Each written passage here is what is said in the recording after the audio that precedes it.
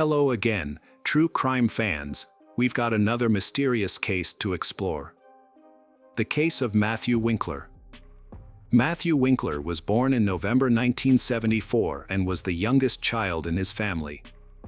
He had a brother named Daniel. The family lived in Huntington, Nancy, USA, a small town with fewer than 5,000 people, known for its long history of serving the church. Matthew's grandfather played a significant role in the community as a third-generation Christian minister and was the principal of a school for preachers in the town. Additionally, he authored several books on biblical theology. Matthew's father was also a pastor, and the Winkler family was highly respected in society due to their religious commitment. Father Dan started his career 5 years after Matthew was born. While in high school, he began building a small church, which was completed during his college years. After finishing university, he became a pastor and met his future wife, Diana. They married in 1970 and later had sons. Due to Dan's preaching duties, the family often moved, even to different states, which helped shape their character. Eventually, the Matthew family settled in Austin, Texas. Matthew began attending high school regularly and was an athletic teenager who loved football and worked out almost daily. He was active, energetic, and creative, participating in church puppet shows. Matthew was a kind and popular classmate. After graduating, his parents invited him to serve in the church, marking his first steps toward becoming a pastor. Matthew enrolled at Freed Harmon College in Nancy. Matthew's family was generally happy, with Dan imposing strict rules at home that seemed appropriate for raising 2 sons. In 1993, the family moved again to a large city in New York State, where Dan worked as a missionary for 11 years. A few months later, Matthew met Mary, a modest but charming student at the university. Mary was a year older than Matthew. Their relationship developed quickly and they began dating. Just 3 months later, Mary announced to her parents that she was introducing them to her boyfriend. The meeting went well. Matthew impressed her devout family, and they approved of the relationship. 6 months later, Matthew proposed to Mary, and she accepted. They were married on April 20th, 1994. Mary Freemans was born in 1973 as the eldest child in her family, who were living in the United States at the time. The Mary were devoutly religious and regularly attended the Church of Christ, where Mary's father was the pastor. The family later welcomed the second daughter, Patricia, who faced significant health challenges, including cerebral palsy, spinal meningitis, and developmental disabilities. Despite these challenges, her parents were dedicated to supporting her, teaching her to read, although she struggled with comprehension. Despite their difficulties, Mary and Patricia shared a very close bond. Mary, who was calm, reserved, obedient, and somewhat meek, often slept with Patricia to comfort her. While Mary was in elementary school, her parents decided to adopt a little girl named Shauna. Shauna came from a large family with 4 other siblings who were also placed with different adoptive families. Eventually, all the siblings, including Shauna, were returned to their biological parents. Mary experienced her first major trauma on April 15, 1987, when her younger sister died from a heart attack while taking a bath at the age of 11. This devastating loss affected Mary deeply, and at 13, she sought help from a school psychologist to process her grief. Unfortunately, when her father found out about this, he became angry and demanded that the psychologist stop interfering, believing that he and his wife should resolve the situation themselves. As a result, Mary lacked emotional support from her parents, which led to her developing post-traumatic stress disorder and many other psychological issues that she struggled with throughout her life. Mary's family then adopted 11-year-old Shannon and her 4 siblings, making their dream of having a large family come true. Mary, being the eldest child, took on a supportive role, helping her mother and guiding her younger siblings. Mary then met Matthew, and they began a romance. They began dating and often skipped school to spend time together. When they found out Mary was pregnant, they decided to drop out of school. They married and moved to Knoxville, where they lived in a small apartment near Mary's parents. Matthew found work on a construction site. During this time, he felt exhausted by the physical demands of his job and the challenges of their marriage that they were beginning to experience. Matthew began to take his stress out on his wife. He felt resentment towards Mary for dropping out of school and for the difficult situation they were in, especially while his friends were living carefree lives. In order to support his family, Matthew had to work hard. Eventually, he decided to quit his job and start looking for a new job back home. During this time, Mary faced new challenges when her mother was diagnosed with cancer. Despite the support of her family and her mother's treatment at a specialist clinic, sadly her mother passed away in April 1999. The loss had a profound impact on the entire family. Mary's father was left to care for 5 children on his own, leaving her adopted siblings to seek Mary's help more often. Although she supported them as much as she could, she was unable to spend all her time with them as she was pregnant with her second child and responsible for her new baby. In June 1999, the Matthew family began searching for a home. With limited financial resources, they purchased a small, modest house that was still under construction in the small town of Pegram, which had a population of only 2,000. This town was located 15 kilometers from the church where Matthew had secured a job as a pastor. The family moved into their new house in preparation for the birth of their second daughter. Mary began to experience postpartum depression and faced many challenges during this time. Along with caring for her children, she also took on the responsibility of caring for her foster siblings, who were often demanding and difficult. This behavior frustrated both Mary and her husband, Matthew. Eventually, she began to withdraw from her relatives, possibly due to the constant pressure from her husband and foster siblings. A family friend described Mary as modest, shy, homely, and somewhat peculiar. She struggled with social interactions, had a limited circle of friends, and tended to be reserved. At the same time, she experienced unpredictable mood swings, which sometimes upset her husband. Mary began to complain about sexual violence from her husband. However, he did not consider his actions to be the problem. Instead, he believed that it was Mary's rigidity that caused the problem. After a particularly tense argument, Mary invited her 2 brothers to stay overnight because she felt unsafe being alone with her husband. During that time, Matthew realized that they needed to stay away from her family to reduce their influence on his family life. After they moved away, Matthew's marriage began to improve. Mary described the transition as challenging but felt relieved that they had worked through their issues together. The couple bought a house in the small town of Markmenville. At this time, Mary was pregnant again and was excited at the prospect of having a large family, like hers. Unfortunately, Mary later suffered a miscarriage. In the new town, Mary's family met nice neighbors. Matthew's pastoral career is booming, but it requires him to travel frequently, which means he is often away from home. Matthew is looking forward to being promoted to pastor of the local church. Meanwhile, Mary takes a part-time job to help support the family financially. Matthew also worked part-time teaching Bible lessons at Boyd Christian School. He was highly regarded as a specialist and was seen as a positive influence who instilled religious values in his parishioners. He earned the respect of the entire community. However, those who worked closely with Matthew noticed a different side. He was often arrogant and caused tension whenever he was in the office. Mary brought him lunch every day, and although she was very attentive, Matthew treated her with disdain. This angered his secretary. Because of what she considered unacceptable behavior for a man of his faith.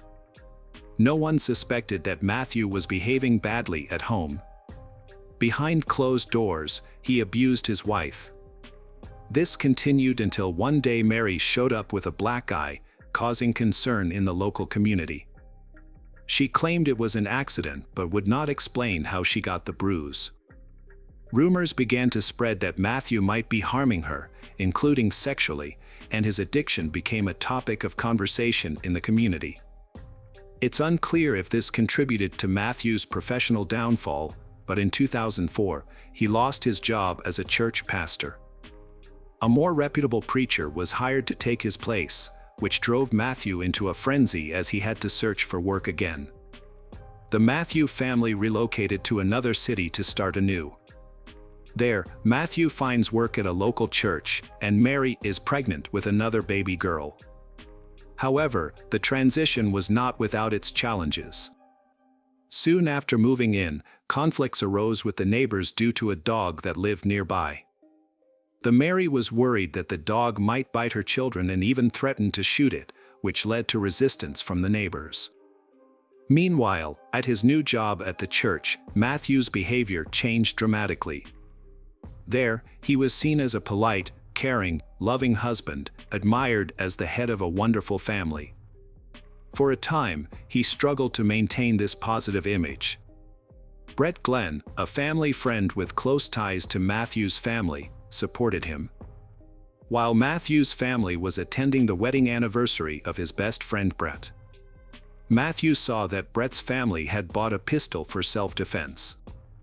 Matthew thought that their family should also have a pistol at home. Matthew then took Mary to the shooting range to learn. However, soon after, strange events began to occur in Matthew's family. At that time, after giving birth, Mary enrolled in a teacher training program at the university. She wanted to get an education and find a job caring for sick children. On December 1, 2005, Mary received a check that appeared to be a lottery prize. She needed money to pay her insurance premiums, so she took out a loan while she waited for the lottery payout and also took out a similar loan from the bank. Unfortunately, it turned out to be a scam, leaving her in a difficult situation. She opened an account to deposit a large sum of money, but the check was fake. Mary attempted to commit financial fraud in the hopes of obtaining $6,500, but her scheme was too naive to succeed and was eventually discovered. In February 2006, she realized that her financial transaction had been declined. She then contacted the bank and changed the postal address of her account to a rented post office box, indicating her intention to commit fraud. She then opened a new bank account using only her cell phone number and postal address as her contact information. This account had a balance of $100, which she used to go to the bank and attempt to withdraw $7,000 to pay off her previous debt. She then redirected all of her mail to the rented post office box. Meanwhile, Matthew received congratulations from his father for their improving financial situation, completely unaware of the chaos his wife was causing. They had nearly paid off their debts thanks to compensation from an accident a few months earlier. Ironically, while Matthew focused on enhancing their financial well-being, Mary was engaged in fraudulent activities, making their situation even worse. The following day, the bank administration reached out to Mary to inform her that her transaction was illegal and that there were insufficient funds to fulfill her requested amounts. They insisted that she come to the branch with her husband to speak with the manager and resolve the issue. However, instead of discussing it with her husband, Mary chose to remain silent. A bank employee suggested that she take out a $5,000 loan to cover the shortfall, which would allow her to move on from the situation. Yet, since the account was joint with her husband, Mary could not make this decision without his approval, so she left without a solution. Later, bank employees contacted Mary again, warning her that she needed to address the issue urgently, or she could face criminal charges for fraud. They reiterated the loan offer, which would enable her to settle the debt related to counterfeit checks. Mary said she would consider it. While she was contemplating her options, a tragic event occurred on March 22, 2006. The Matthew were expected to attend the church service with the parishioners, and their 3 daughters were also supposed to join the other children. However, when the time came, the entire family was absent. This raised suspicions since the pastor's family was known for never missing significant events. After a brief wait, the elder called their home, but there was no answer, which was unusual for church ministers. Additionally, Matthew was scheduled to deliver an important sermon that day, leading everyone present to suspect that something was amiss. A church minister visited Matthew and Mary's home to check on them. The lights were on, and the TV was blaring, but nobody responded to his calls or knocks at the door. The minister tried looking through the windows but couldn't see inside. He then sought help from neighbors and fellow church members. After an extensive search, they found spare keys in a shed on the property. At around 9 p.m., they finally opened the door to the house. When they entered, the pastors witnessed a horrifying scene. In the couple's bedroom, they discovered Matthew's body on the floor, surrounded by a pool of blood. The church pastors then called 911, prompting police and ambulances to arrive at the scene. Doctors confirmed Matthew was dead. Forensic experts began working to find evidence, but because the crime scene had many traces left by witnesses, it was difficult for them to collect evidence. Meanwhile, Mary and the children were missing from the house, and the family car was gone. Police suspected that the rest of the family may have been kidnapped and were in danger. At the time, no one could have imagined what had actually happened in the house. The autopsy report showed that Matthew had suffered a fatal gunshot wound to the chest and had bled to death. The police's investigation uncovered Mary's involvement in financial fraud, which tarnished her reputation. She was now seen as both a victim and a criminal due to her use of counterfeit checks. As a result, she, her children, and her car were placed on a wanted list. Police attempted to track her mobile phone and discovered that she was in Orange Beach, Alabama, approximately 600 kilometers from where the crime occurred. Police in that area were alerted and worked to apprehend her. On March 23, a police officer spotted a minivan making an illegal U-turn around 7:30 p.m. 3 police cars surrounded Mary's vehicle in a grocery store parking lot. The police acted carefully, fearing that she and her children might have been kidnapped and could be in danger. However, Mary was driving the minivan herself, and she was quickly arrested. She listened to her rights with a blank expression and went to the police station with her children. In the back seat of her car, they discovered a 12-gauge shotgun, and Matthew was shot with. Mary's daughters extremely frightened. Mary gave her relatives contact information so the children could be cared for while she was arrested. She faced criminal charges of check fraud and explained the circumstances surrounding her husband Matthew's death on the bedroom floor. Just a day after her arrest, Mary confessed that the previous day, she and her husband had had a minor argument, which led to them sleeping in separate rooms. She eventually retrieved a gun he had kept in the closet for protection. Mary said she could not remember the events clearly, feeling like she had amnesia. She recalled hearing a noise and then seeing her husband fall out of bed, gasping for air and covered in blood. Her account was a blur to her. She could not remember how she got the gun and shot him, nor could she explain her actions. 5 months after her arrest, Mary's father mortgaged their home to pay the $750,000 bail to get her out. After her release, Mary moved to Tennessee and worked at a dry cleaner while awaiting trial. Prosecutors argued that Mary had carefully planned the murder. She disabled Matthew's cell phone to prevent him from calling for help, leading to his death from blood loss. Mary knew where guns were kept in their home and had easy access to them. A handgun was identified as the murder weapon, but the motive for the crime remains a mystery. Mary, who used to be so quiet and gentle, and why she killed her husband, while the locals considered Matthew a holy man. The children stated that Matthew was a good father who never harmed them or their mother. They had never witnessed any arguments between their parents. One day, they were awakened by a loud noise and went to investigate. As they turned the corner in the hallway, they saw their father lying on the floor. However, their mother quickly closed the door in front of them, leaving the girls confused about what had happened. The prosecution alleged that Mary was experiencing financial difficulties that she tried to hide from her husband. This was difficult to maintain, as he would eventually discover her deception when he checked her bills. It is believed that after uncovering her fraud, Matthew was shot, or that she planned to kill him to prevent him from learning about her schemes. During the investigation, it was revealed that the check fraud was not Mary's only illegal activity. She had submitted a fake document to 5 banks, committing scams totaling $17,500. This type of fraud, known as check kiting, involves artificially inflating the balance on a bank account to access non-existent funds. Bank staff confirmed that they repeatedly asked Mary and her husband to meet with managers to resolve the issue of missing money. None of the banks reported her to the police, and they tried to resolve the situation amicably.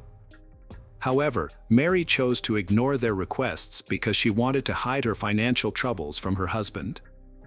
During the trial, Mary denied confessing to murdering her husband, claiming that she was in a state of shock. Her attorneys argued that her husband was a domestic abuser who not only assaulted her, but also raped her and coerced her into committing these acts of fraud. A key point of the defense concerned the murder weapon. They argued that loading the shotgun would have made a lot of noise, which would have woken her husband, suggesting that it had been loaded long before the crime occurred. Mary, unaware of the gun being ready, simply grabbed it to threaten her husband. Unfortunately, the gun accidentally discharged, resulting in her husband's death. Therefore, the defense asserted that the shooting was an accident. The scenario raises the question of why a loving wife would point a gun at her sleeping husband, even if her intention was to intimidate him, not shoot him. In court, Mary recounted the horrific experiences she endured living with a husband she described as a domestic tyrant. She accused him of sexual, emotional, and physical abuse. To illustrate her point, Mary produced a wig and high-heeled shoes that her husband forced her to wear, even wearing the shoes to court. She burst into tears upon seeing them again. Matthew's controlling behavior extended to how she dressed, as he forced her to wear revealing outfits and watch adult films. He pushed her toward intimate relationships that were unusual for her, even requiring her to get his approval to get a haircut. Despite this, she hid her shame and fear, concealing the truth about him. She described a home environment where he maintained strict control and harshly punished Mary for the smallest mistakes. She even feared he might be abusing their children. Over the years, this led her to build up significant resentment towards him. On the morning of the incident, Mary was awakened by her youngest daughter's crying at 6 o'clock. Frustrated, Matthew angrily pulled her out of bed, insisting that Mary go comfort their daughter. Mary complied and went to the nursery, but the youngest daughter continued to cry, which made Matthew even angrier. He ran into the room, picked up the baby, and covered her mouth and nose to silence her. Fearing for her daughter's safety, Mary begged her husband to give her the child. Finally, he returned his daughter to her and returned to the bedroom. Mary calmed her daughter, put her to bed, and then took a shotgun to confront her husband, accidentally shooting him in the process. Initially, Mary was confused and didn't comprehend what had just occurred. She saw her husband fall from the bed and hit his head. Fearing he had fallen and would be angry with her, she quickly left the bedroom. Listening for any signs that he might be pursuing her, Mary confirmed it was quiet and went back to the bedroom. It was then that she fully understood that she had shot Matthew. In a panic, she took the children and ran away from home. Mary explained that she lost control and shot her husband in a fit of rage due to his violent behavior toward the children and her. After he attacked them, he went to sleep, and in that moment of anguish, she accidentally shot him. However, the prosecutor disagreed with her testimony, finding it implausible and inconsistent with her initial interrogation. They argued that she killed Matthew to prevent him from discovering her financial fraud. The jury had to consider numerous documents and testimony, and consider several sentencing options for Mary Freemans. The lightest sentence was 1 year in prison, while the most severe was life in prison without parole. She also faced the possibility of losing her parental rights forever. After deliberating for about 8 hours, the jury returned a verdict on April 19, 2007, finding Mary guilty of manslaughter, which fell between the lightest and most severe sentences. The case was awaiting a final verdict from the judge, and Mary was expected to be sentenced to at least 6 years in prison. However, the judge's ruling came as a surprise. Mary Freemans was sentenced to just 210 days in prison, with the 5 months she had already served before the trial counting toward that sentence. After the sentencing, Mary was committed to a mental hospital for 60 days before being released. The judge and jury justified their lenient sentence by stating that they believed Mary and considered her a victim of domestic violence who had been pushed to her limits. Many local residents shared this belief, especially influenced by Mary's account of wearing stripper shoes, which the women of the small town found humiliating and expressed their support for her. The prosecution found the sentence unfair. They believed it was a premeditated murder because Mary deliberately picked up a gun and entered the bedroom without being pursued or in any danger. Once in the bedroom, she pointed the gun at her husband and shot him, showing that it was not an accidental murder. Despite their arguments, the court rejected their arguments and denied several appeals to reconsider the case. The decision was widely seen as unjust, leading to public outrage, particularly among the victims' relatives. In August 2008, Mary won full custody of her 3 daughters, who had been living with Matthew's parents. A custody battle ensued, with Matthew's relatives arguing that Mary was an unfit mother because she had killed her husband and had anger management issues. They expressed concern that she might resort to violence again. However, their arguments were unsuccessful and Mary was awarded custody of the children. She was not charged with any wrongdoing in connection with Matthew's death, and it was implied that she had been coerced into committing the crime. Mary worked at a dry cleaner's for a time before moving to a daycare near McMinnville. Unfortunately, neither of these jobs were long-term due to the negative attention she received from the public and media. Mary is now 50 years old, she lives a lonely life and no one knows where she is.